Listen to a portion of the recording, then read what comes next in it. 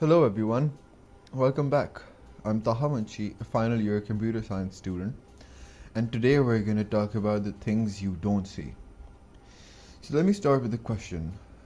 How many times have you stood in front of a self-checkout screen, maybe at a supermarket like Imtiaz, and furiously tapped a button that just wouldn't register?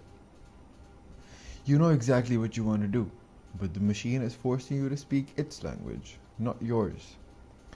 That frustration, that is the gap between the user's mental model and the system image. I spent the first half of my HCI course obsessing over visuals.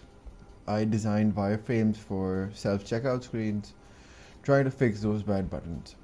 But recently, I started working on a project called Zubani Kahani, an oral storytelling platform.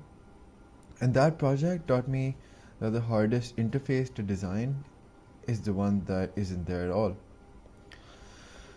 Um, in human computer interaction, we talk a lot about Don Norman's gulf of evaluation. Basically, can the user look at the system and tell what state it's in?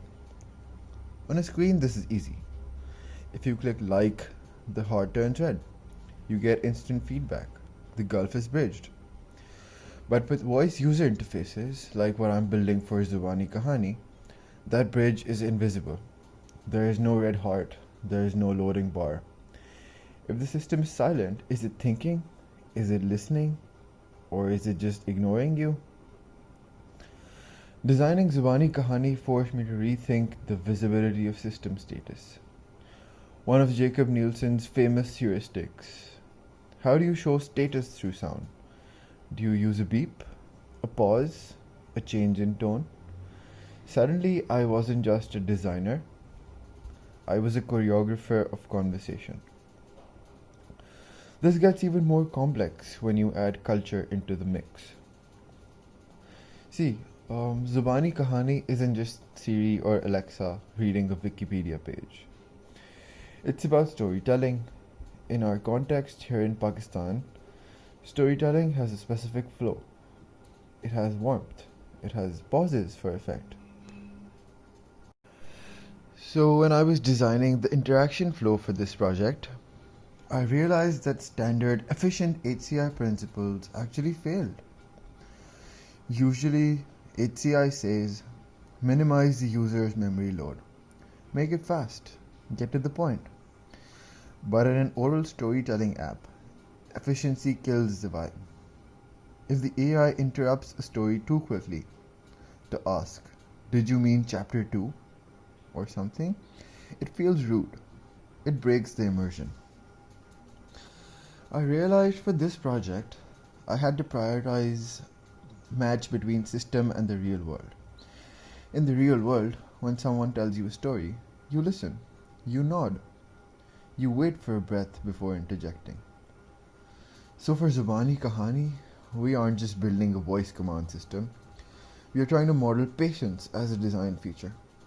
We are trying to make the AI understand that silence isn't an error. Sometimes silence is a part of the story. This brings me to my biggest takeaway from this course. Whether it's the frantic tapping on a self checkout screen at Imtiaz or the quiet intimacy of a storytelling app, HCI isn't really about computers, it's about dignity. A bad interface makes the user feel stupid. A bad self checkout makes you feel incompetent. A bad voice assistant makes you feel ignored. Good HCI is about empathy. It's about predicting that the user might be in a rush or they might be nostalgic and designing the system to respect that emotional state. So, as I wrap up my final year, my philosophy has shifted. I used to think a good UI was a pretty one. Now I know that a good UI is one that understands the context of the human using it.